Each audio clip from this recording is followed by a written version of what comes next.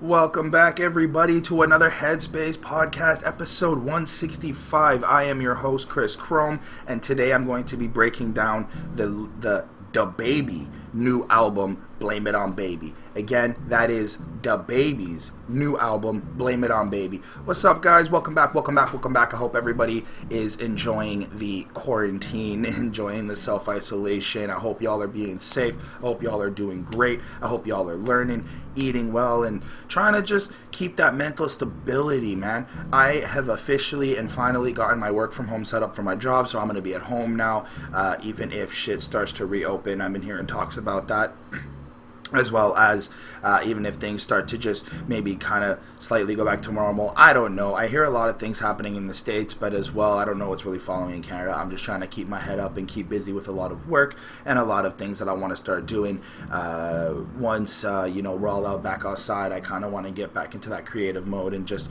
being adventurous again and being excited for what's to come. So that's really my main goal, so I'm not trying to pay a lot of attention to it, but, again, shout out to my beautiful girlfriend. She keeps me updated. I said that on one of the podcasts recently I've been recording.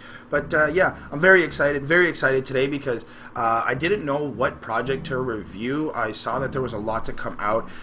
The Tech 9 project came out. If you've seen anything on Headspace or Behind That Suit before, you'll know that I do love Tech 9 and I do appreciate the work that he does. But to be fair, I wasn't really down to review Tech 9 this week, and kind of, I don't know, I already just saw the cover.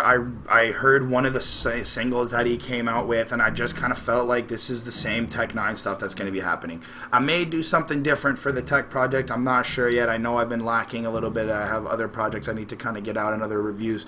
I'm sorry for that. Truly am. I've just been busy with things and just working a lot because I still have to travel, and I've just been also very tired, so I'm trying to get some sleep and trying to get back to a proper pattern. So that is a lot of excuses, I know, but also the truth on why I've just been a little bit iffy with the work. But with that, you're not here to talk about what I've been doing. You're here to talk about DaBaby's new album, Blame It On Baby, episode 164 of the Headspace podcast. I am your host, Chris Chrome, and this is going to be a great album review. There is 13 tracks on this project. It's about 33 minutes long, and I may go pretty quick, pretty slow. It kind of varies based on track by track. Oh, before I actually start that, what I do here at the Headspace podcast is I'm going to go track by track and explain to you guys what I feel, think, and some lyrics that I like about from DaBaby and some of the friends that we have on this project. It's really cool. It's an adventure that we're going on here, us at Behind That Suit, learning about hip-hop, the culture, doing Classic Quest, doing Headspace, doing other things. It's more just music in general because we also do Rock and Beards, but I haven't seen a Rock and Beard show in a while, but yeah. Okay, rambling. But really excited. I got that energy going today. I got that positivity, so I'm great. Thank you so much for clicking on this video. I hope you guys enjoyed as well. Leave comments down below. Hit subscribe if you like. Hit the bell if you like it. Hit the like if you like it. Trying that stuff out, see if that also works. But also really try to hit me up on Twitter if you want to have conversations. That's really where I'm more active there and trying to be more active there as well. But you can definitely hit in the comments below. Let me know what you think. The reason why I'm saying this is because I know that a lot of you who have come to check out DaBaby's review from me, your host, Chris Chrome, probably know DaBaby a lot more than I do. I did review the album Kirk. I thought it was a really good introduction to finding out who DaBaby was.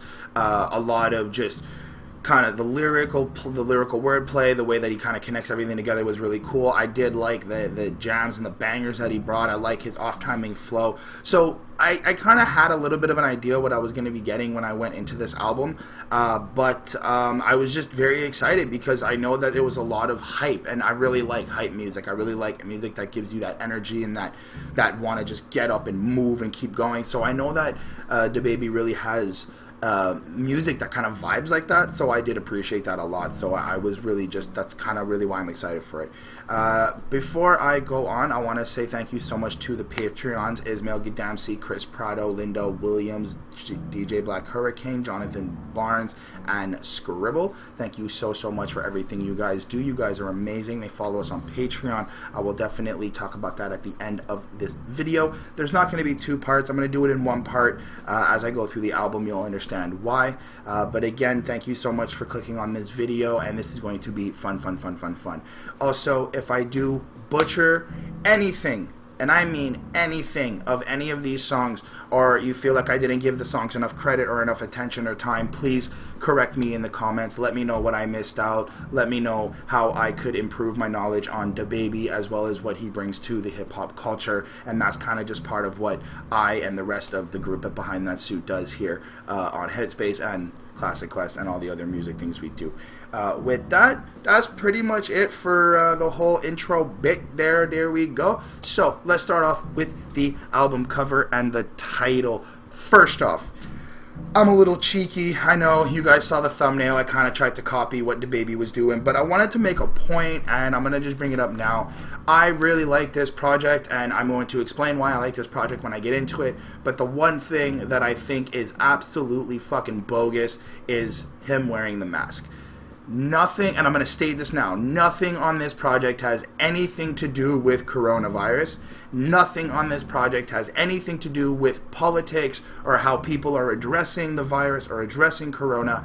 And it's really actually pretty interesting how that comes up, and I'll get to that song when we get there. But I think this is so clickbaity. I think this is so cheeky and fucking corny. I think that he should have just removed the mask and just been himself. I understand that, I guess, in times that we're dealing with right now, with the virus and the severity of it, and how dangerous and just toxic and like just how crazy people are being, I guess he is being responsible, you know, trying to bring awareness to it with this picture and stuff like that. But I think it takes away from like the actual context of the title, Blame It on Baby. It feels like we're supposed to be getting some personal, some like private shit that he's going to be telling us. It feels like, you know, there's some pain, there's some suffering there, there's some dark energy that's kind of floating around him. And the only thing dark about this is the fact that corona.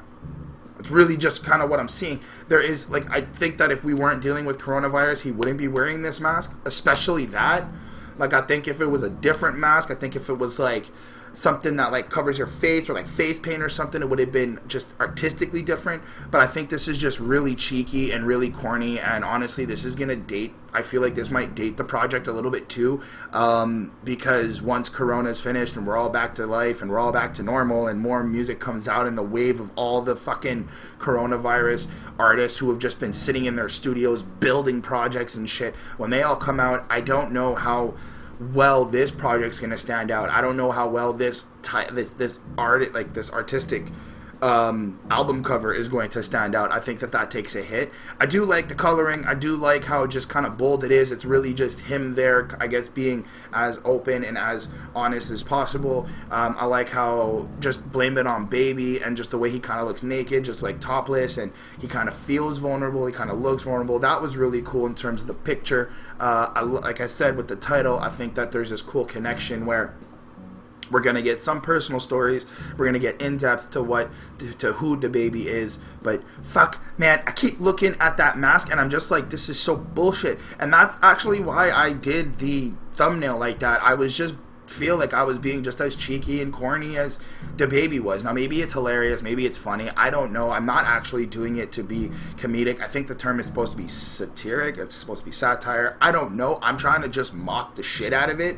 Really, that's just me, and I want to quote this. Please don't turn this into a fucking meme or make this out of context. I am not making fun of coronavirus. That shit is fucking real and serious. I'm making fun of the album cover and just the representation that I am trying to understand, or the symbolism that is supposed to be here. That is what I am mocking. If anybody in the comments or anybody thinks that I am mocking coronavirus, you are absolutely fucking wrong. I am not. That shit can kill you. Please take precautions. Please be careful. Please don't leave your house if you don't have to. I understand it's psychotic and it's crazy, but I just want to make that standpoint. Now, back to podcasting, back to being able to say what I need to say. The fucking mask needs to go, man, on this project. Like, if they just photoshopped it out or like edited and just randomly in the middle of the night posted just a new thing. I think it'd be better, but I can't.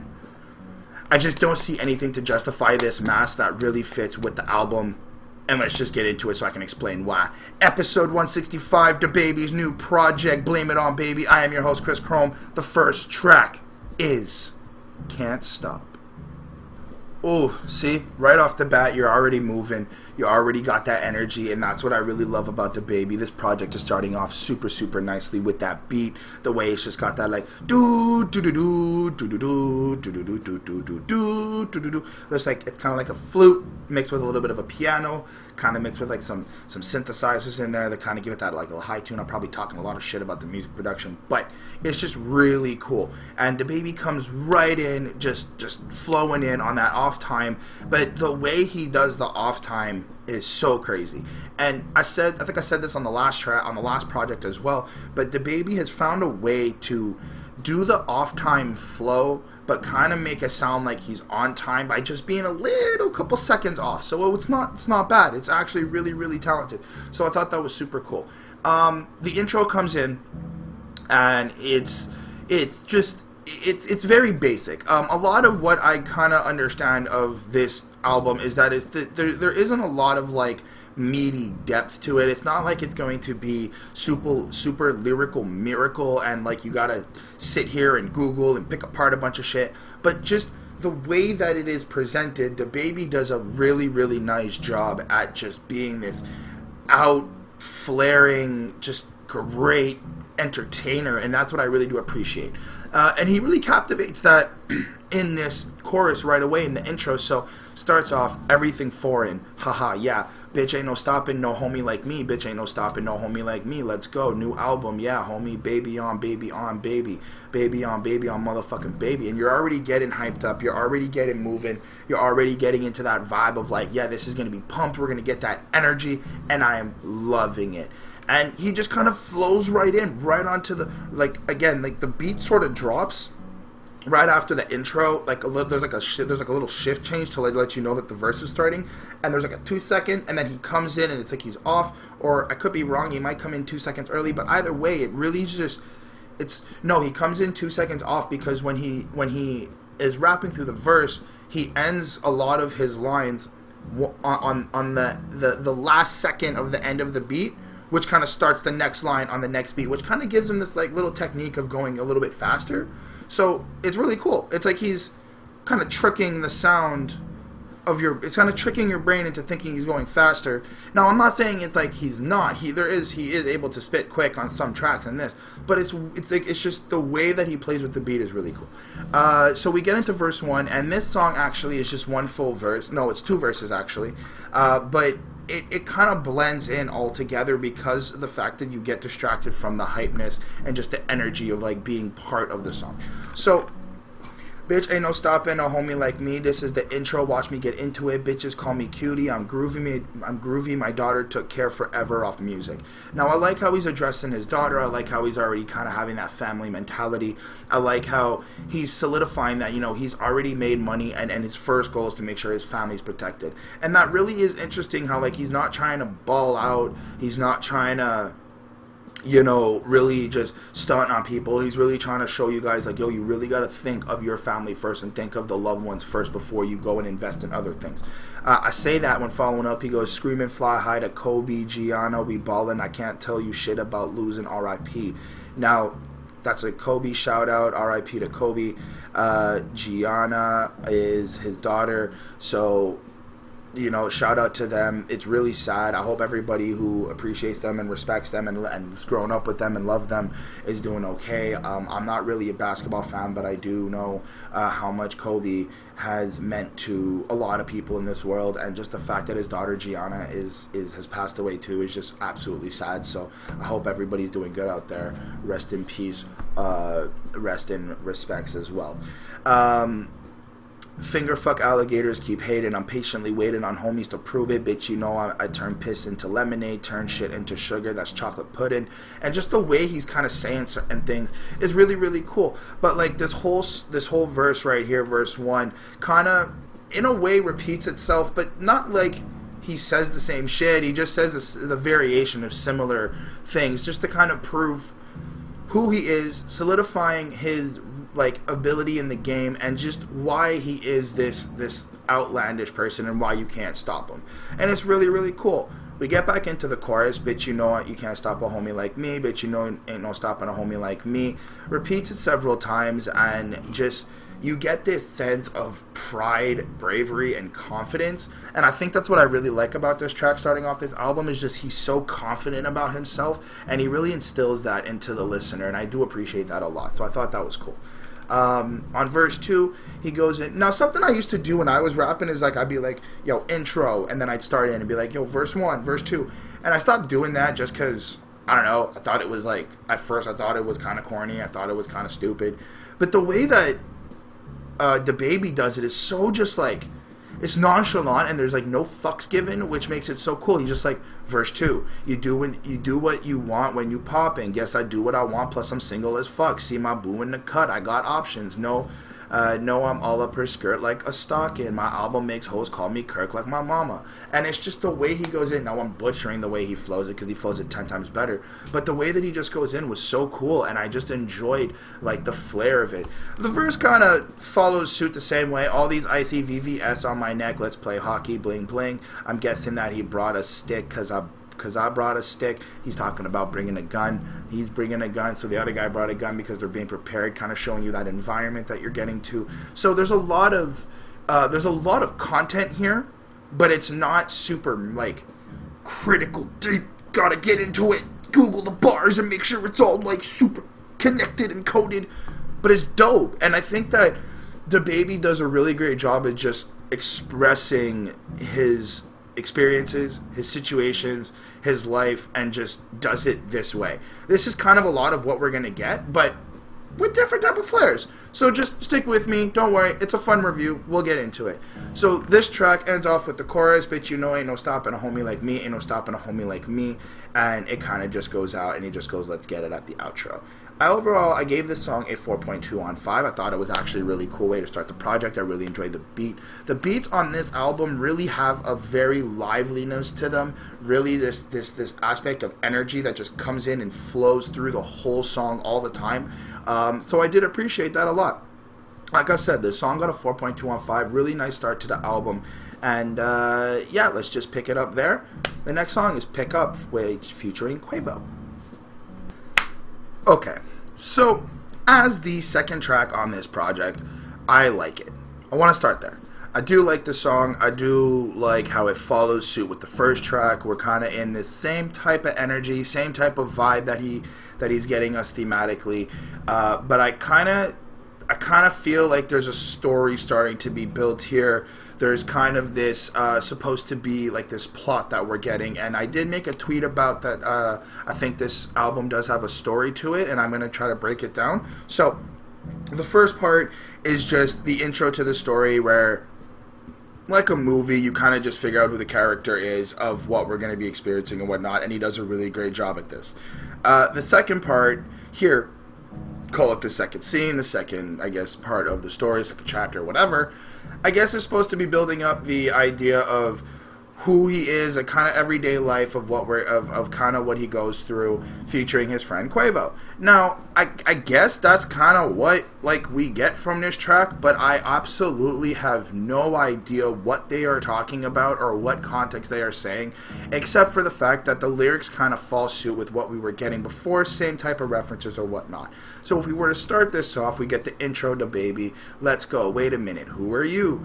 Hey, yo, kid. So the producer, DJ Kid or DJ KID, has his tag, wait a minute, who are you? Which I thought is actually really cool, because I don't know who DJ Kid was or DJ KID, and I thought that was a nice way to kind of introduce himself and really get into that.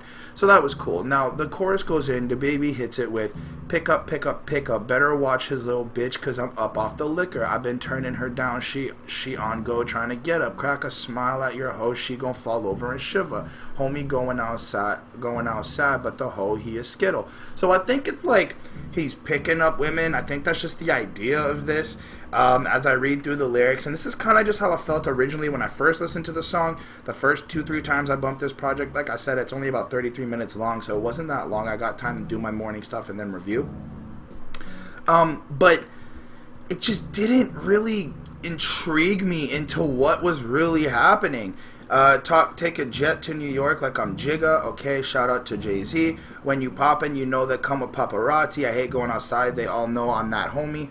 And I'm just like, all right, but I'm not really understanding where you're coming at or what you're really getting into. So I was a little bit confused.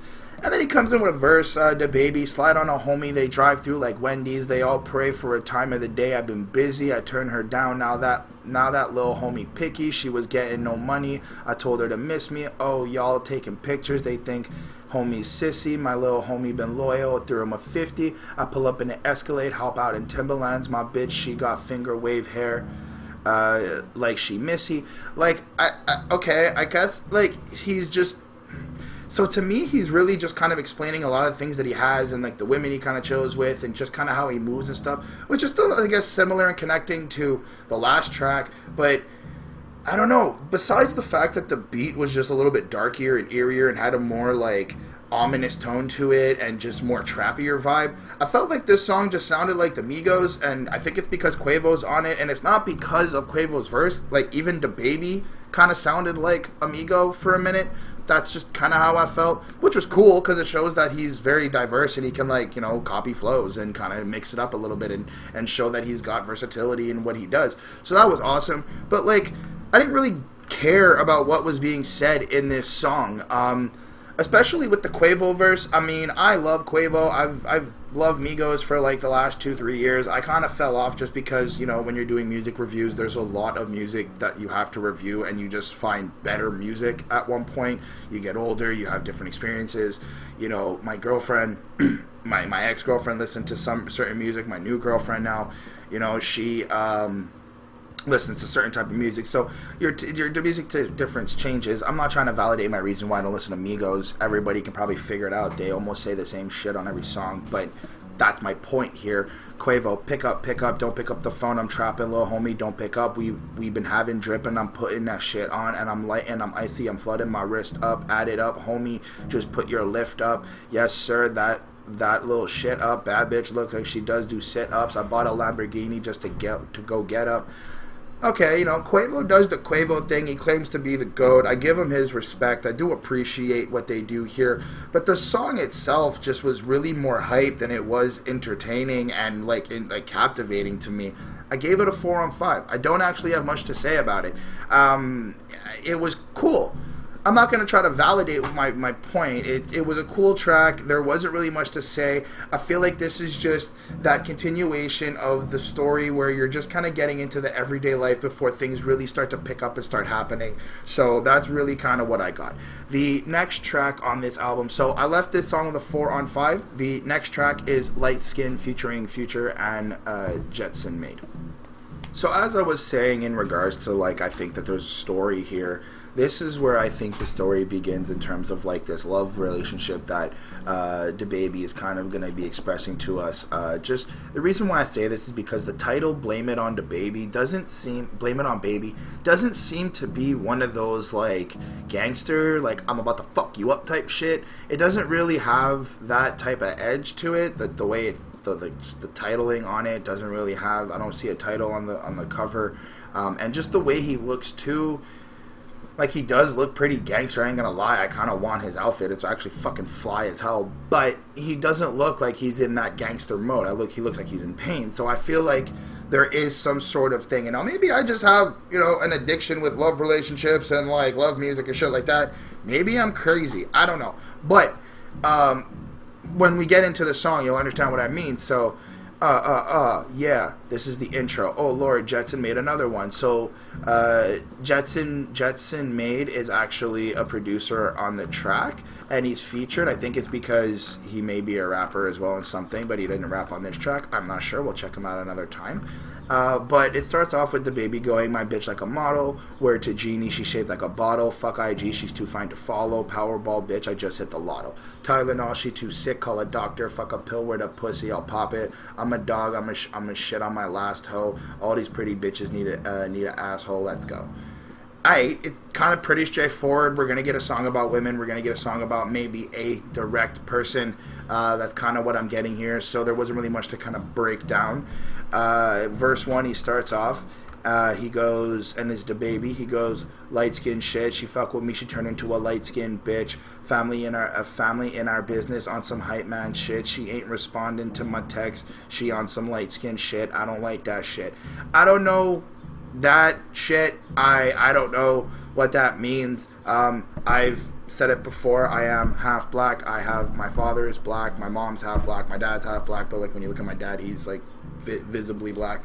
I've got black in my family, but as you can see, I am white, and I am not going to fucking argue that in terms of skin complexion and just what I look like. So I don't understand this whole light skin concept. If somebody can just inform me, let me know. I know I've had conversations like with my best friend who is light skinned. He's kind of informed me on just, I guess, the ideology, the concept, the this, that, and the next thing, but I don't really know. So if anybody of you out there really knows like what DaBaby is kind of explaining to this, let me know, and that'll be great. But so far, it's like, what I was impressed of is when he goes, light skin shit, she fucking with me, she turned into a light skin bitch, family in our business, he's on some hype man shit. Like, the way he flows with that was just super, super cool. And I did appreciate how he changed up the flow right away. And it was nice. Like, it just felt more refreshing. And I was like, yes, DaBaby, you got it going. And just the way you're moving with this was just super cool. So I did like that. Pull up with a new hoe, because he didn't like the fact that she was ignoring him. So you can kind of see he's a little bit emotional a bit. He does enjoy having attention, I guess. So that was pretty cool. But pull up with my new hoe, rip my photo. I went and bought a 2-door. When you out, we on liquor and Nouveau. I'm a dog on that bitch. Call me Cujo. I mean, it still kind of follows suit with the same type of lyrics. And this is what I'm starting to realize, like, DaBaby is just really good at making hype music. I'm really interested to see what DaBaby could do as, like, some lyrical shit if he really had some messages. But, like, when he comes to the gangster hype shit, this is super dope. I also like his, like, way of using auto-tune and kind of mixing up and experimenting with different type of instrumentals and different type of sounds that he uses on his vocals. That's also really cool, too. Shout out to the producers who are helping him do that. That's actually really, really dope as well. But, yeah, let's just kind of go on, finish this. I ran the score up, put my dick in her throat till she throw up. I don't understand why people say that. Bro, I get, like, okay, so I get it, right? Like, you're trying to make a gag and you're trying to be outlandish, but, like, dude, it's never happened to me, but I've heard stories, like, drunken stories from my friends and just people at parties where, like, they've done that and the girl's actually thrown up on their dick. I was gonna say penis because I'm trying to be polite, but thrown up on their dick, dude. Do you, like, as the rapper you are, and as I see here, you're pretty much boss and like, yo, you can't fuck with me, I'm gonna fuck you up, you know, like, you're good and fresh and fly and shit.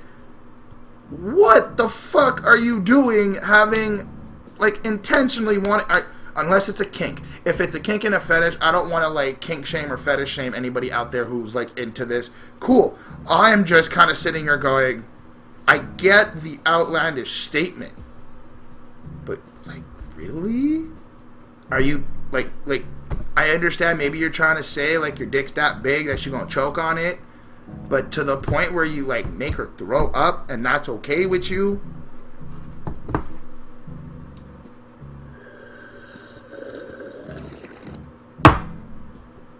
I don't know, bro.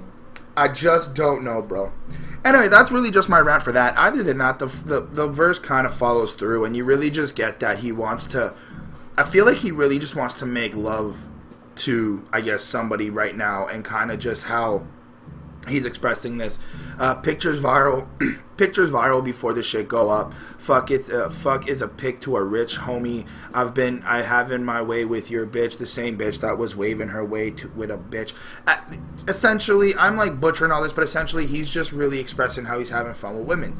Then we get back into the chorus. My bitch like a model. Word to Genie. She shaped like a bottle. Fuck IG. She too fine to follow. Which I question, like, how are we going to talk about just one person in the chorus, but, like, your whole verse kind of shows that you got tired of one, you went to another, and then it seems like there's a third person. Like, the inconsistency in this song is really weird a little bit, but overall, like, listening to the track and just kind of aimlessly listening to it and just floating with it and vibing with it, it's cool. It's really, really dope. Future comes in and does the Future thing. Now, I say that, and I know it's like, oh, you're not really diving into what he's doing, and you're not really thinking about that. But come on, at this point, like, if you don't know who Future is and don't know what Future does, can you take, like, 20 minutes of your life and go check out, I think, 3 songs of the last, like, 4 albums he's made? Just listen to 3 tracks on the last 4 albums. It's pretty much what Future does. Sorry, I've listened to a lot of what Future and Drake things. I've listened to a lot of the Future things just because I have a lot of friends who do it, and it just repetitively sounds at this point the same fucking shit. My bitch in the trap with a mask on. Yes, Mask On was a really great song. Okay. I just flipped 2 dimes in the restroom. Had the magazine tucked like a super goon. Had to sweep the drug money with the broom. Might caught the Chanel in the backpack.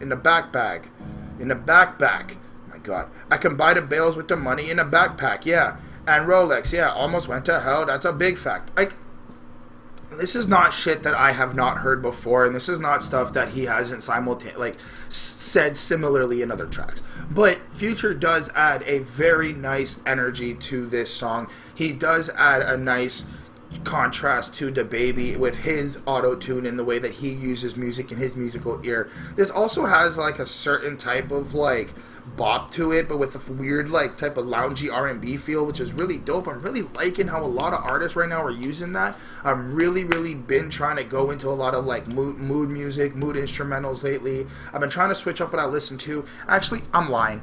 The mood music and the mood instrumentals have been a thing that I've been doing, just trying to stay consistent with, and I try to keep changing throughout. But lately I've been on like Black Tiger Sex Machines and all that like electro DJ, techno, dubstep, all that stuff. So I'm like really just bumping and letting my brain melt to that lately. But I do like to move over and like have some mellow music, some chill vibes, and really just kind of focus and get my mind right. And I'm really just trying to feel more beats lately instead of just lyrics. So that was something that was really cool that I found, was that you can kind of detach yourself to from this song. You can either listen to the lyrics and really get vibed into that, or you can really kind of zone out and listen to the beat and to how that these two artists together really just formulate this track. I think that that's really super cool. Yeah, pretty much all I really have to say about that. I gave this track a 4.2 on 5. I think so far the album is very consistent. I know we're only 3 tracks in. There's 13, so we got 10 more. But it's pretty consistent. It's pretty much what we're going to be getting.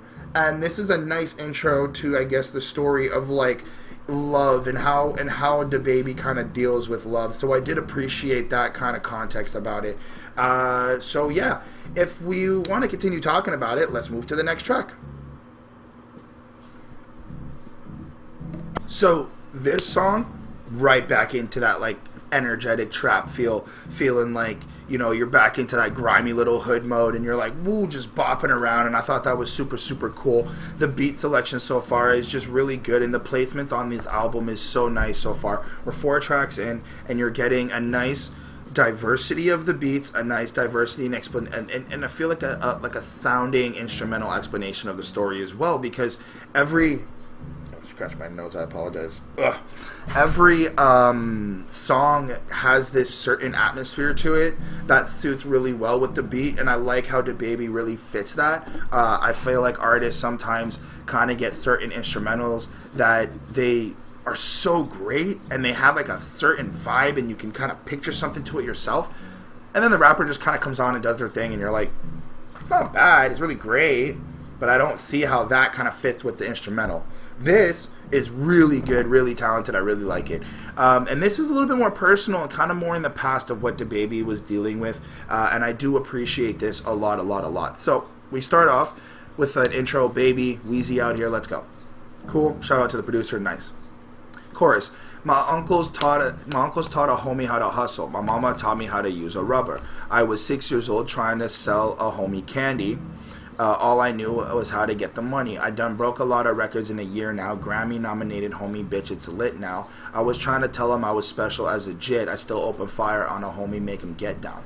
So in this chorus already, this is so like, this is already banging out. You're kind of getting this idea that this is where he comes from. This is the environment that he dealt with, and this is where he is now, being Grammy nominated, and everything's lit, and he's already like experiencing this lavish life. And you're just, the way he comes in, and just again with that pride and that energy, it's just like, ooh, yes, I feel this, I felt that. So that was super cool. And then we get into the first verse, and there's something that's really interesting. So my mama taught me how to use a rubber.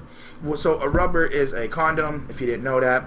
And what was cool about it is when we get into the verse, it's like contradicting a little bit. So, yeah, bitch, you ain't seen a homie do it like baby. Big chains and I'm solo in this bitch. Glock 4, 5 AP and 4 bracelets. I just spent $3 million on the crib and I don't even be there. I just did it for my baby. You probably never met a homie like me. So far you're getting this idea that like he's kind of sticking to what his uncles taught him. You got to be a hustler. You got to respect the family. You got to really do what's right for yourself. And you really just got to chase that bag, chase that money. So it's like, cool. Really about whatever from the bottom, like the basement, you might have a point, but I ain't finna argue with you. So I like how he's addressing that. Like, he doesn't even want to argue with nobody, even if they have points or not. He's really just sticking to his mindset, which could be good or bad, but I'm not here to discuss that. It's just the idea of like, he's really focusing on this one path. He's really trying to just go with himself. I'm in the studio. I got my daughter with me in a Fendi dress. She rocking diamonds. Light show, homie, heat me up. I got my ice on, homie. I've been singing $1 million deals with my finger. I've been signing $1 million deals with my fingertips on each sign on my fucking iPhone. I'm that homie. Let me talk about it. So the whole song, he's kind of bragging about who he is and how he is the homie and what he comes up from, and kind of like how he did what he had to do to survive and make it to where he is now. But what's interesting is like he's chilling in the studio with his daughter. And the context of like, my mama taught me how to use a rubber, it's like his mom taught him how to be protected in sex, but he's got a daughter. So I feel like he's kind of contradicting himself and showing him that he didn't even really listen to his mom as much as he respects her and loves her. And that's like something really in the hip hop culture. You like respect and love your mom. You don't play like that. But like, it's kind of showing this creative way of showing like, I didn't really listen to what my mom said. These are some of the consequences. Not saying that having a daughter is a consequence. I'm just saying like objectively, you look at it, he's like, this is what I was taught. This is where I'm at now. Look at how like smart I am and look at how like successful I am. But also I've got a daughter, but I'm trying to have my daughter be in luxury, be in a good life as well. So that's cool.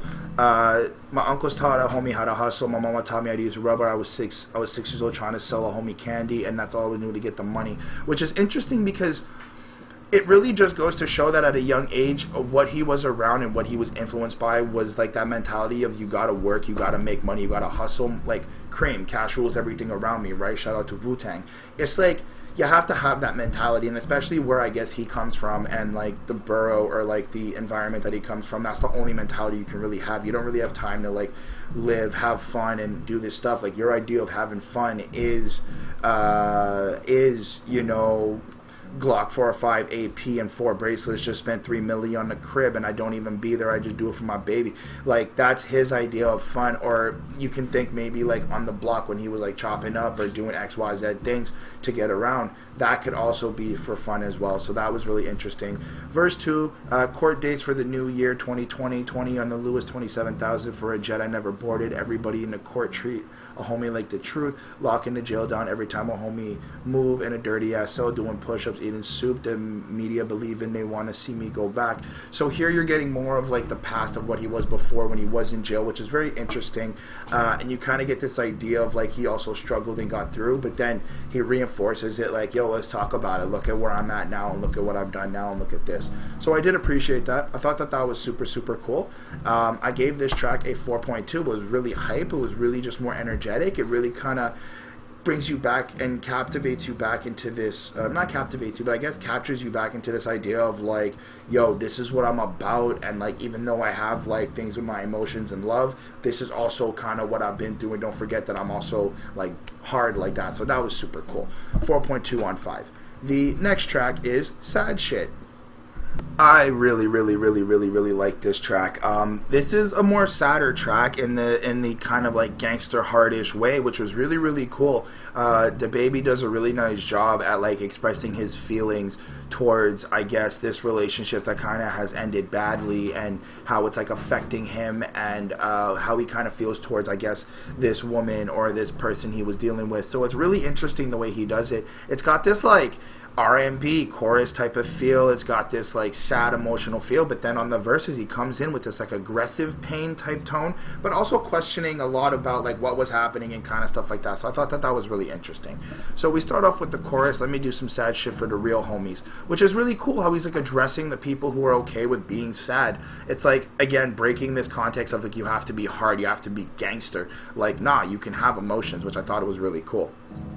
Yeah, I know my old bitch missed me. Probably scrolling down my timeline now. Her friends trying to find out how she let a perfect homie like me go. And wherever she go, my song on the radio, huh? She probably turned it down, don't want to play me though. But I ain't really tripping how you did me. It was fucked up, but when you get your mind right, I'm waiting on you. So I like how he's addressing, kind of questioning what the scenario is, what kind of this girl's going through with him being popular, more solidifying that fame that he's dealing with. But also it's like, could be traumatizing. Like you can't even get away from him because he's so big and famous, and like when you want to be alone, his song comes on the radio.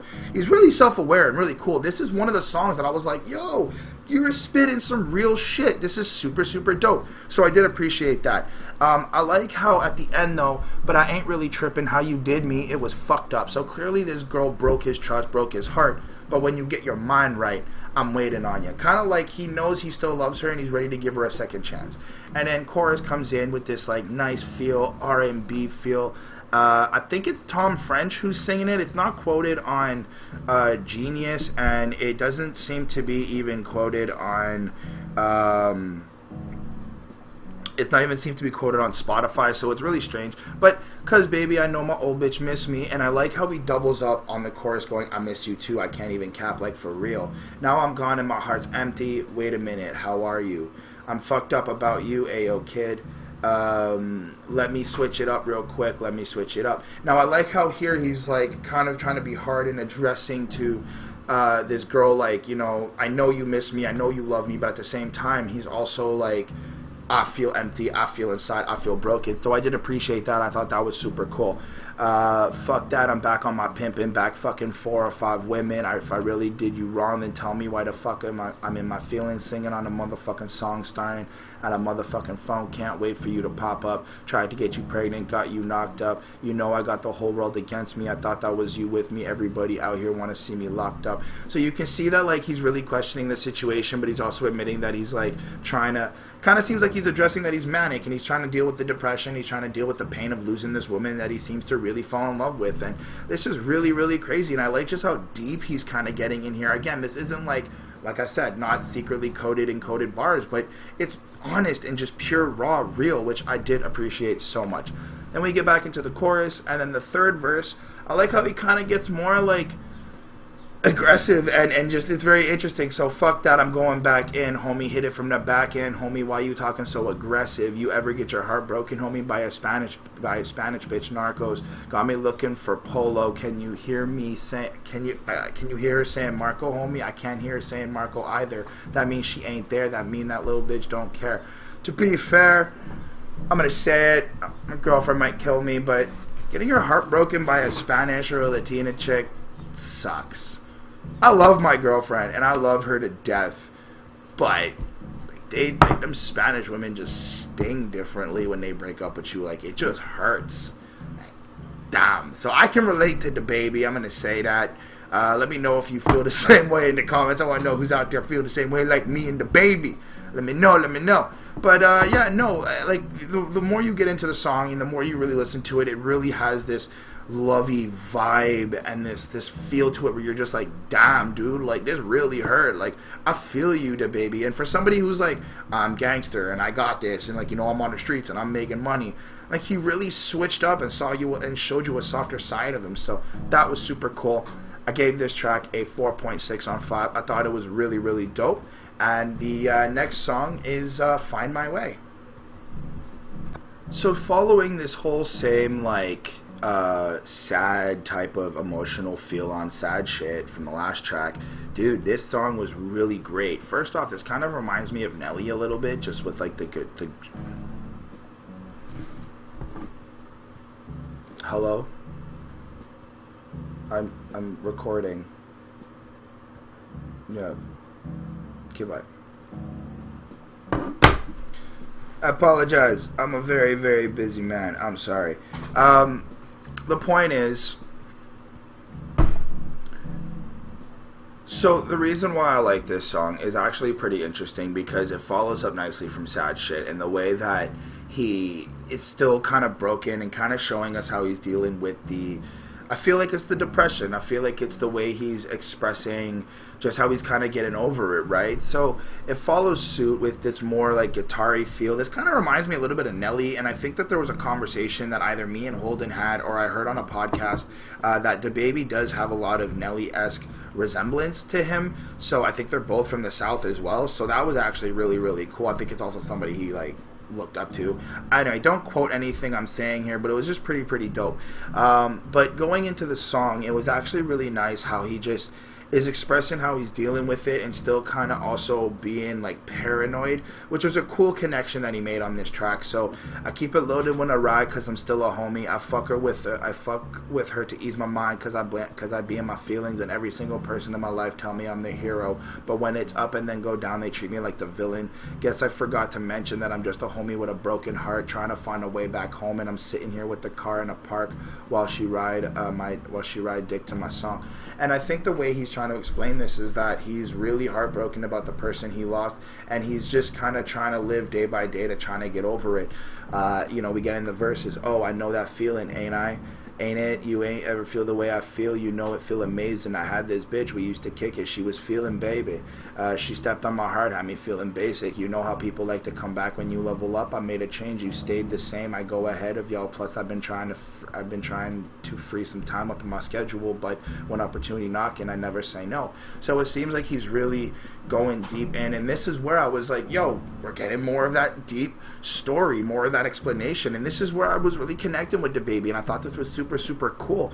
Stacking up the back end like Tetris, we playing Legos, and every day I pray to God that homie don't try to play though, cause I don't like to play. Be done gave a homie a halo, boom boom boom. Thinking about the people I lost. No, I got some angels chilling with my freak when we fucking it eased my anger. So it really seems like he's still dealing with the pain and he's still dealing with this, but he's got to address that like, yo, I'm in a place, you can't fuck with me. If you fuck with me, I'm going to start getting crazy. Not that I'm sleeping with women so that it eases my anger and my pain. And it really just kind of shows that he's trying to deal with himself and deal with his own emotions in a really fucked up manic way, which I did appreciate and I did really enjoy that. We get the chorus, I keep it loaded when I ride because I'm still a homie. I fuck her to ease my mind because I be in my feelings, and even every single person in my life telling me I'm their hero, but when it's up then they go down, they treat me like the villain. Guess I forgot to mention I'm just a homie with a broken heart. And it really is that point. It really dives into and addresses that he is just somebody with a broken heart, and he is dealing with trauma, he is dealing with paranoia, and it's really just that raw honesty that I'm like, yes, I love this, I really appreciate this. Verse 2 follows suit very nicely. Oh, I let her ride again, she spread her legs and open up, I end up sliding in, she know that shit exciting you is not exciting him, she swallowed me up every morning like a vitamin. Lyrics are pretty basic. It's not like it's the most hard-hitting thing, but it still kind of follows suit how like he's in this trapped loop, how he's feeling like I don't know if like this is now the girl he's in love with and she seems to be manipulating him, or is he just expressing like a sex scene or a sex experience that he was dealing with just to kind of get over this. Something that was really dope though is my name not Melly, I got murder on my mind again, I'm with the shits, I'd kill him twice if he could die again, and if he think about trying me he better try again, cause I'ma let him spin, if he don't drop then we gon' slide again. But he's following up here addressing YMW Melly because he was like accused, or I guess like sentenced for murder and shit like that, to jail. Don't want to talk about that, don't know, but he is following up to like this part of the end of the verse. When you listen to the verse, he's addressing that he's really this crazy about this girl and that he doesn't want to see her with anyone else, which I thought was really interesting and kind of possessive the way that like DaBaby is, also showing this high driven emotional feel, which I thought was really interesting to get from somebody like DaBaby. So that was cool. Then we get the chorus and, you know, keep it loaded when I ride because I'm still that homie, I fuck her to ease my mind because I be in my feelings. Follows through, does really great. I thought this was still a banger track. I gave this song a 4.6 on 5. The next song is ROCKSTAR. Okay, so my problem with this track is that it's just not something that I vibe. Um, I like the track itself and kind of what Baby is doing here, or DaBaby is doing with Roddy Ricch, but I don't know. It just kind of feels a little bit repetitive from like what we've been getting so far as track number 7 in terms of like just the lavishness and just the kind of what we're getting. Which, like, I agree. I know I said that that's what DaBaby does, and I should be kind of a little bit expecting that. Maybe I shouldn't. Maybe I'm just talking shit. But like, there's just something with this track that I don't really like. Now, first off, it's okay. I mean, whoa, whoa, I pull up like how you pull up, baby, how you pull up. Let's go, brand new Lamborghini, fuck a cop car with the pistol on my hip like a cop. Have you ever even met a real homie rock star? This ain't no guitar, bitch, this a Glock. So far, in terms of like, lyrically, it's the same shit that we've kind of been getting in terms of like just that gangster-esque feel, but it's got a certain type of like poppy radio feel to this, which I thought was interesting, the way he picked the beat. Roddy Ricch does a really great job, which I did appreciate. The only concern I have with Roddy Ricch on this track is, why does it sound like Young Thug? Is there like a legit thing to that? Did Young Thug sign Roddy? Is that like a thing or whatnot? Maybe, I don't know. But every time I heard his verse, I was like, I'm thinking of Young Thug. I'm not thinking of Roddy Ricch. Now, also, I don't even know who Roddy Ricch is in terms of vocals, audio, or like performance, because I've never actually reviewed or heard anything from Roddy Ricch. I know like the name because he is like a very popping artist right now. But overall, this song is okay. The one thing I did like from DaBaby was when he said, "She know what I do. She know foe, I run from a homie, I'ma pull it out and shoot. PTSD, I'm walking away, PTSD, I'm always waking up in cold sweats like I got the flu. My daughter a G, she saw me kill a homie in front of her before the age of 2. I'll kill another homie too, for I let another homie do something to you. Long as you know that, I don't let anybody tell you different, daddy love you." So I like what he's doing here, and he's kind of addressing that to his daughter, and that's just like really, really powerful. And the idea that like his daughter saw him kill somebody at the age of 2 was something that really stood out to me, because I was like, that really sets up, I guess, the narrative of where she's going to kind of be living in life and kind of what she's going to deal with, and also what he has to kind of hold on to now and how she's going to maybe react to certain situations. So it does bring a lot of like conversations to the table in terms of like the atmosphere they live in, and kind of like how, if he's living in this, maybe there's other people who have like lived this too. So it's very interesting. But that's really one of the bigger points of the song that I did like. Roddy Ricch did great. Keep a Glocky when I ride in the Suburban, cause the codeine had a young homie swerving. I got the mop, watch me wash them like detergent, and I'm balling, that's why the diamonds on my jersey. Okay, that's the basis of his whole entire like verse. Maybach SUV for my refugees, buy block in the hood, put money in the streets. I just think it's because there was so much hype for who this guy is that when I came to listen to it, I was like, I'm not really that impressed. But he's good, don't get me wrong. He is good in terms of like flow, presentation, the way he kind of mixes it up. It's just the auto-tune sounds like Young Thug, and I wasn't really expecting these very basic bars. Again, that's my fault. I should have expected nothing, just kind of taking it the way it is. But I'm human. Sorry. Anyway, this track got a 4.2 on 5 because it is a pretty cool song. But that's really just it. In terms of like overall outstandingness, I was just like, meh. Next track is Jump, featuring YoungBoy Never Broke Again. I hate his fucking name. Now we have DaBaby with YoungBoy Never Broke Again. I really hate that name. He's a good artist, he does a good flow, he does good stuff, and he says cool things, but just the name is so long and like, ugh. Anyway, okay, so my enthusiasm with this project has started to go down a little bit, and this is an issue that I've had even when I was listening to it, because so far it's really just a vibe, and there isn't much lyrical content, and I think that's part of my problem with this project, and it's one of just the only problems I have with this project, is just when you really come to, like, the first time listening to it, it's like super dope. The second time listening to it, it's like, alright, it's still kind of dope. But like by the third, fourth time listening to this project, and even now listening to some of the like the little cuts that I'm listening to, just get a little bit of a refresher. It's just like this isn't all that great a little bit to me anymore. I feel like I just overplayed it. Maybe that could be me, but it's like I feel like I've overplayed it, and I've only really listened to this project 8 hours today. I was up at 8, about that. Yeah, 7 hours maybe.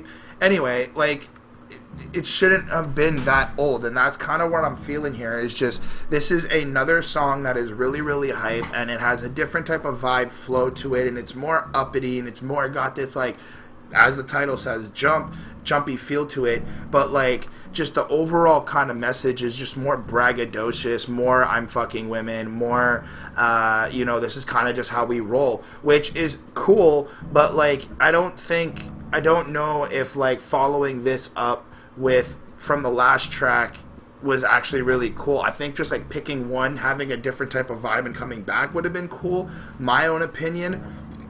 But this just kind of sounds like, I don't know, I kind of feel like I'm pinned between 7 and 8 now, track 7 and track 8, because of the fact of how like this just kind of goes on. I make it jump like crack in the 80s, baby, this bitch ass homie ain't crazy, broke ass cap, go straight to my baby, hold up, little top, talk to me homie, and I'll make a bitch talk to me when we fucking. And it's just okay, so alright, whatever. Verse 1, she say I look good, bitch. I be doing push-ups. Play with baby on top, homie, good luck. My little daughter too, but got 6 figures put up. Knocks his head off his neck for her look up. And it just kind of flows like that. And then YoungBoy comes in going, go to tripping and bucking, them hoes get down. I spray it and I don't got no handles. We be pulling up back to back, playing, we got handle that. Play, we gon' handle that. I'm walking in with 3 and Montana. Got to buck in.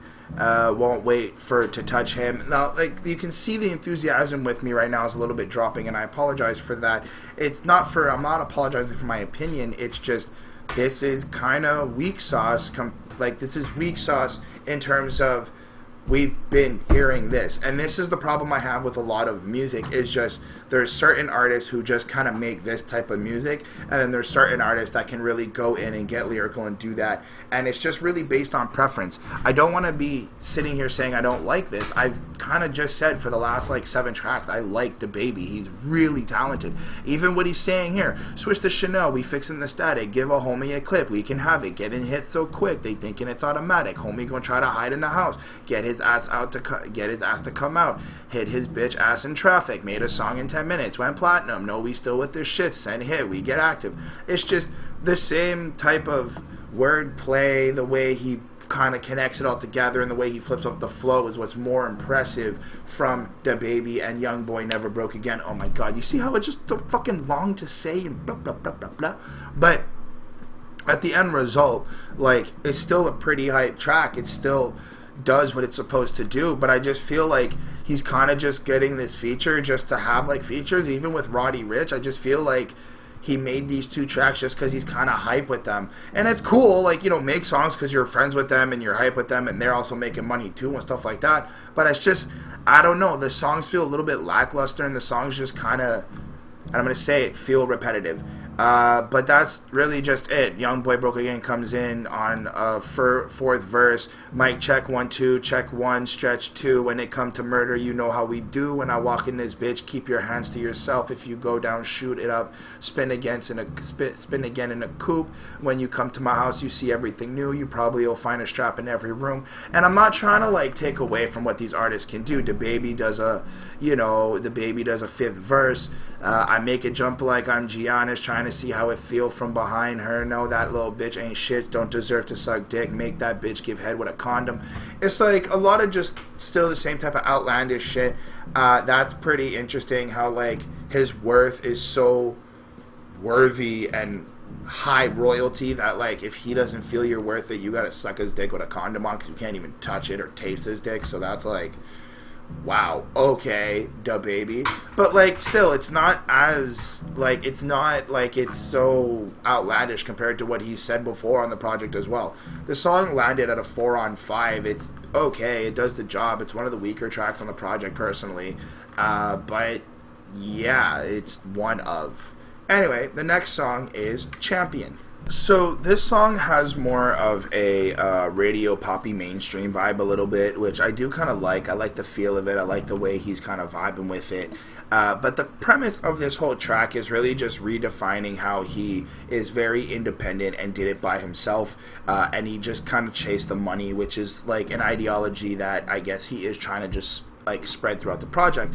Really just this, you know, we have to chase that bag. We have to be successful. Now, in terms of the story where we're at, I kind of got jumbled halfway through just with those 2 last features where I was like, it really just kind of feels like he's just giving us another expression of the day by day of what's really happening with him, and he's just kind of chilling with the homies, and this is what they do. So it was cool. It's kind of just like that part of the movie where it's like, alright, this is kind of what DaBaby does for himself and really just chilling. So I really did appreciate that part of the story. Yes, it's not my favorite part. It's a lot of just more story building and charactering. But this comes back into more of this like energetic vibe, and I really did appreciate this. I like the mood change a little bit too, because it always sounds like I'm contradicting what I'm saying, because when you really listen to the music and you listen to how he raps, a lot of it sounds like aggressive, and it's just the way his voice is. But a lot of the music itself also kind of feels like, wow, okay, we're in a different type of mood, we're in a different type of feel. So it's nice. So the song goes, starts with a chorus. Yeah, I took the cash route. I put in more time, more grind, no line. I did take that fast route. Suck it up, no crying, no crying, no crying. I didn't ask for handouts. Go to work, no grind, no shine, no shine. And he kind of just repeats it, kind of re-emphasizing this idea of not taking a handout and really learning on his own, which I did appreciate. And I think that there is this question between like handouts and doing it on your own. Now, I guess a handout is what is considered like you didn't sign with a label, you didn't take money from somebody to sponsor you or whatnot. But I would really question like these ideas of preaching you didn't take handouts, because it's a very thin line, right? Like at certain points somebody did help you get to where you are today. At some point somebody did inspire you, somebody did influence you, somebody did invest, somebody did help you get to the next level. So to say that like you didn't take any handouts, I would be a little bit more specific in regards to what a handout would be, because this idea of independence and like doing it on your own is really a little bit hard. Like even like I question Russ, and I know that he builds beats, writes his own lyrics, all this stuff, produces, blah, blah, blah, blah, choreographs, all this shit. But even at a certain point, would Russ be able to hold down a solidified fan base if he didn't have a lot of the videos with either dancing women or some of the choreographic artistic things he was doing? Is that considered to be a handout, or is that just, yeah, he's building the whole picture and he's building the whole thing, but people are still helping him bring it together? Him and his team, quote unquote, are helping him bring it together. Is that considered a handout? Is that considered to be this? I'm not trying to make it about Russ. It's just, I know that out of all the rappers, he's one of the ones that is very highly like, I do it by myself. Anyway, the whole song kind of flows through like that. It's a very short song. It's just really one verse. Ain't a power forward, he ain't a center, but he was on the block with me, shooting in the gym, we really got it in. He put up shots with me, now we breaking bread, everybody playing, he hold up a knot with me, no cap. We took the cash route, yeah, I'm talking moolah fetty, we got up the noodles, we grew up off of noodles, spaghetti used to be peanut butter and jelly, now the Chevy gonna come when it's ready. So it's like a lot of just still same more life of this is where we were and this is kind of where I'm at now, and really just kind of showing you what is going on. The sign of I got everybody talking down, acting like they don't know me, I'm a champion like LeBron, balling with my homies, I'm better than the old me, RIP to Kobe. Yeah, look, to me, this kind of just seems like a little clickbaity again, because he already did the Kobe shout out. I mean, I guess he really did inspire DaBaby, which I do appreciate and I do respect. But a lot of this, just again with the mask on and just kind of what I'm hearing, a lot of the repetitiveness just kind of feels like clickbaity and just very like, oh, I can say this, oh, he respected this, oh, this is what we're in line to. Maybe that's my personal opinion, but I really am appreciating everything we're kind of getting here, and I like how he is making that reference to being a champion and paying that respect to Kobe. So good on DaBaby. I do love that. I did end up giving this a 4 on 5 though, just because of the fact that like my interest is a little bit low, but it doesn't mean that the album is not good. It's just, again, you have to understand when reviewing a project, and a lot of the music does sound the same and does sound similar, and kind of the lyrics are a little bit similar, as much as they are very good, hard-hitting, and very entertaining, it is a little bit draining, and it's like, okay, well, the next song is kind of a drop. So I think this is where I started having the issue with the album, where it's not that it's bad, because to be clear, I gave this track a 4.2 on 5. I actually think it's really, 4.2 on 5. I think it's really cool. I think it's really fun. It has that energy. It has that liveliness to it. I do like London on the track when he makes beats. I also like A Boogie with the Hoodie, the way he just kind of flows through the song and really gives his little verse in here too.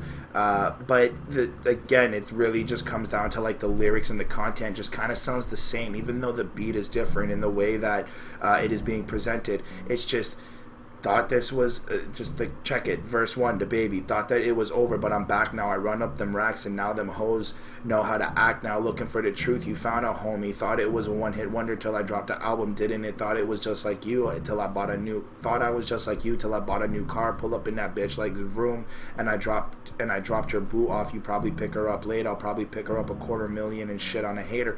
Like, it's just, it's still the same type of stuff, re-solidifying and proving why he's just the greatest. And A Boogie with the Hoodie does the same thing. Look, I ain't tripping. I already got more money than my ops. I'm just trying to get more money than last year. Don't argue with me. We take care of any problem that we got. I just hope when it's over you got my back. And I ain't nothing like your last. Look, I ain't nothing like your last homie. You bugging. I ran it up. Had to stack my bread up. Like, the context and the content of what is being said is kind of the same thing. Now, I do like how he's in this part of the story. I feel like he's kind of gotten over a lot of the depressiveness. He's kind of gotten over a lot of the hurt and the part of like losing the relationship, and now he's finally back, and he's really like on that shit. He's chilled with the homies. He's gotten back into his bag, and I like that. I like how cinematically it's making sense. Narratively, it's making sense. Lyrically, though, it's like, it's just hype. It's just really hype. It's really fun to listen to. It's a real nice vibe. But I think I'm more interested if this would have more of like a storytelling ability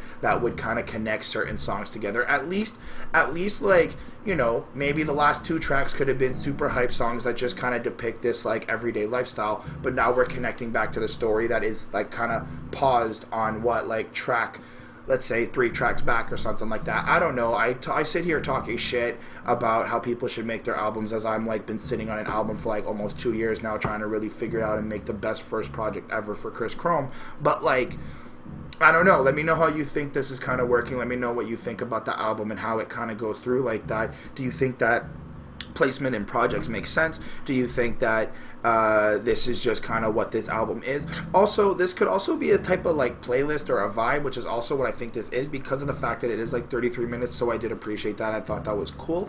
But yeah, this song was okay. I mean, it did get me out of my seat, and I was vibing to it, so I gave it a 4.2 on 5. I thought it was cool, but again, it's just lyrically, I'm just like, it's kind of copy.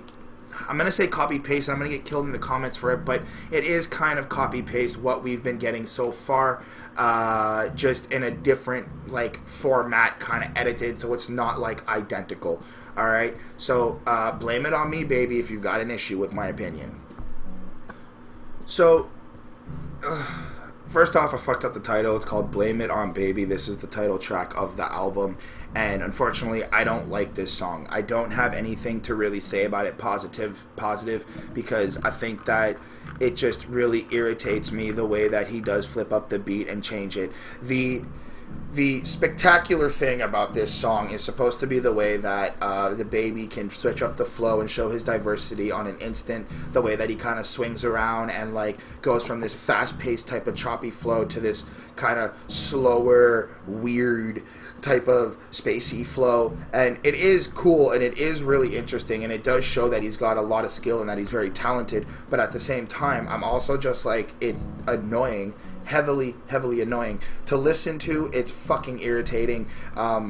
It proves what I think he wants to prove, but it doesn't give me anything in regards to like the lyrics or anything like that, which, to be fair, it's like he doesn't really address much that I actually give a shit about, except for something in like the second and the third verse where he goes, I'm starting to think that y'all are the police, homie, you know that just that shit just see on IG, you don't know me, homie, let's go, you crossed the line, gone, have to show me, homie, they be like, why you switch the beat, because my flow neat, homie, I thought he couldn't switch the flow, how the hell he's switching that beat up.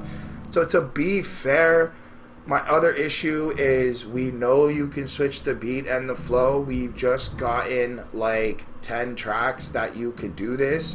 So to address this now on the album, maybe I'm being picky, is a little bit, granted, this might be the teaser track of the album or whatnot, but I think that this also kind of falls suit with, this should have been maybe the first song. This should have been maybe the part of the hype tracks to prove that you are cool at what you do, and maybe not part of the story. Because in this track, even Blame It On Baby, there doesn't seem to be anything here in the verses that really expresses the why we should blame Baby, why we're feeling bad, anything in sort of this fucking love story that maybe I created for the album, sure, but my interpretation of the project is my own interpretation, and this is kind of what I've been seeing and kind of what I'm getting, and now we get this song that's just dab smack in the middle of everything, just, this is what I can do. I'm like, fuck it, let the beat build, homie. I do my own thing. I ain't worried about how he feel, homie. Let's go. Special ed. Yeah, I'm a re, homie. Can I get it?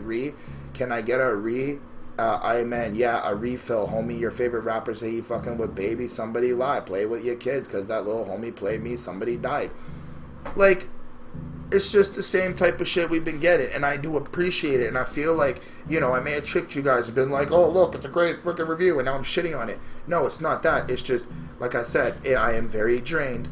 It gets very draining to have to review the same type of stuff, just in a different format. It's interesting, and it's really nice to see the creative aspect, but I get chicken, no tender. Fine, I'll bitch, fine. Little bitches on Twitter denying all these hoes on Insta. Brand new drip. I wear it on one time like homie can't fit it. Blame it on Baby. A greasy little homie. iPhone ringing. Who is it? Probably some little homie bitch. He fuck with my old hoe. He thinking that he hurt my feelings. I already hit it. Like, it's nothing really that's really in deep, and I think that's what's really bothering me about this track. I did give this a 3.6 on 5. It's the weakest track on the album, and it's the title track. I apologize, DaBaby, if you're seeing this, but I did not appreciate this at all. The next song is actually pretty nasty.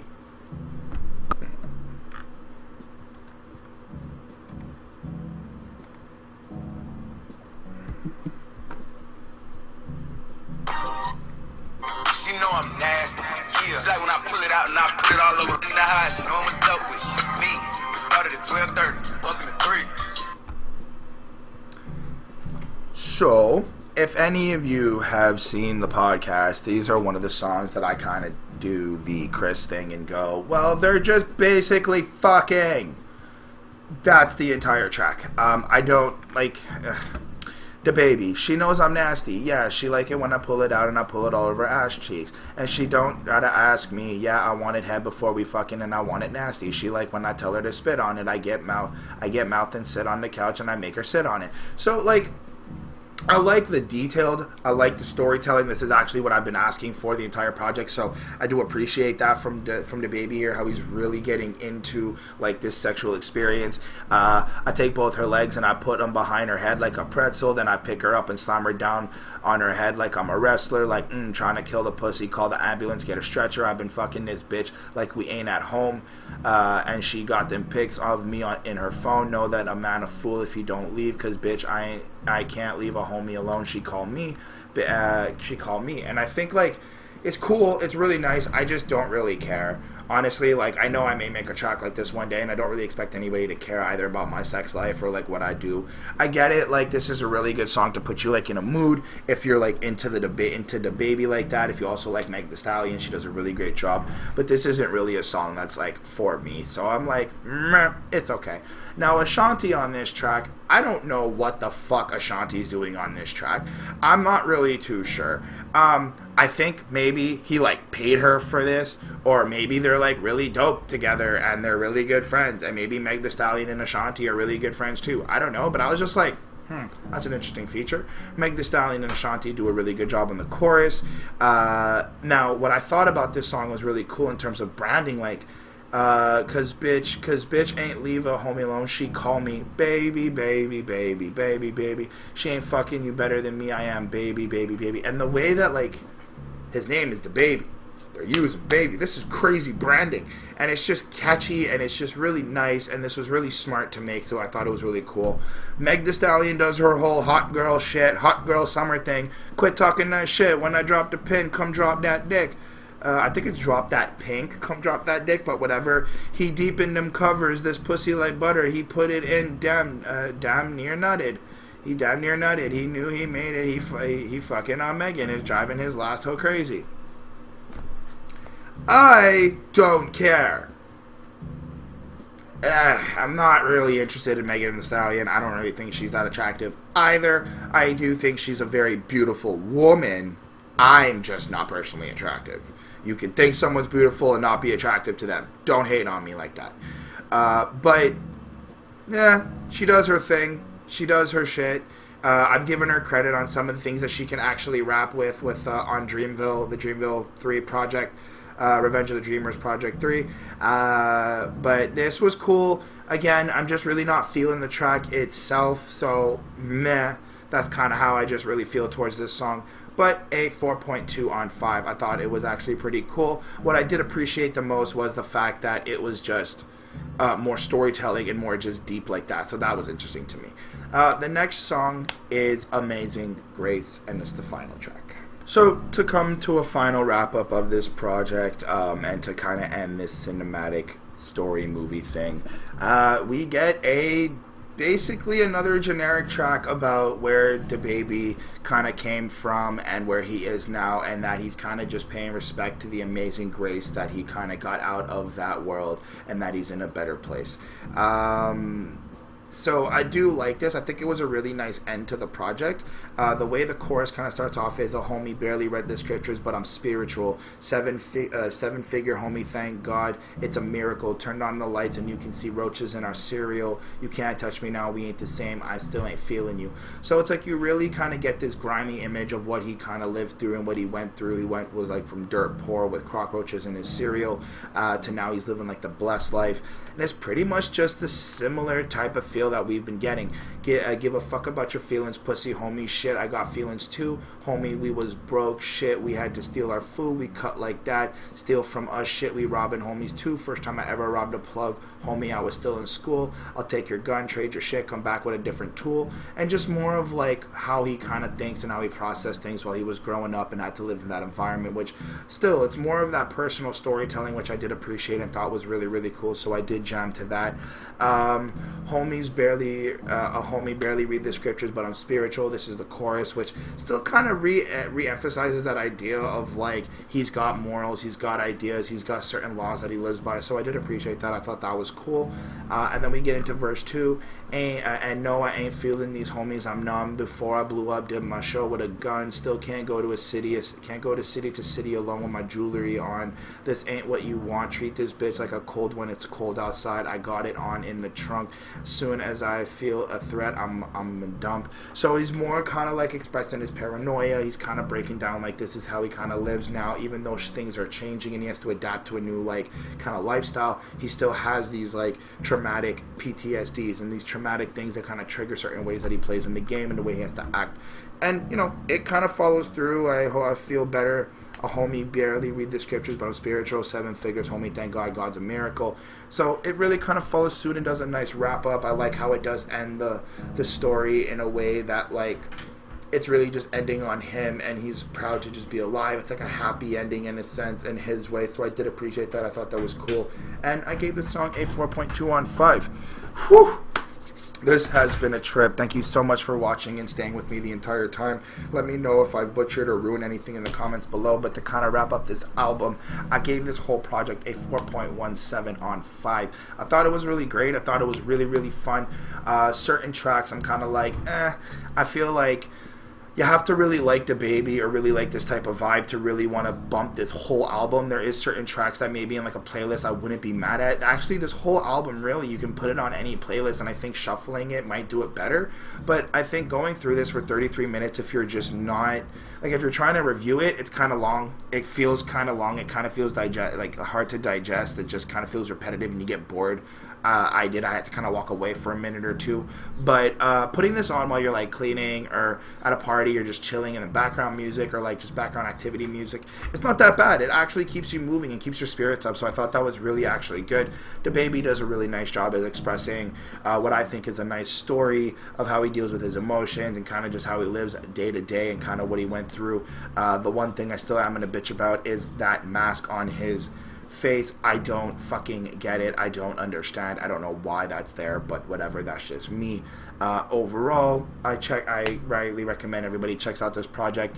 Once again, thank you so much for staying with me this long time. I know it's been a trip, but hopefully you guys liked it. If you want to have a conversation, like I said, hit me up on Twitter. It's the best way to hit me up.